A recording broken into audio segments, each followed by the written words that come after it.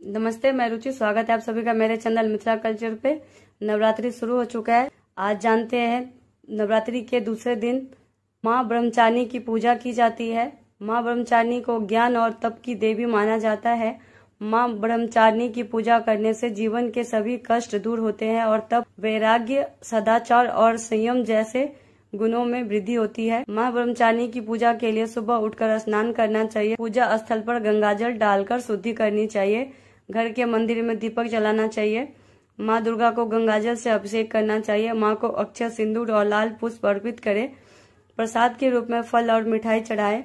धूप और दीपक जलाकर दुर्गा चालीसा का पाठ करना चाहिए। माँ ब्रह्मचारिणी को गुड़हाल और कमल का फूल बहुत पसंद है। माँ ब्रह्मचारिणी को चीनी, मिश्री और पंचामृत का भोग लगाना चाहिए। माँ ब्रह्मचारिणी को सफेद रंग बहुत प्रिय है। उसके बाद शाम के समय भोग लगाकर आरती करें। हैप्पी नवरात्रि।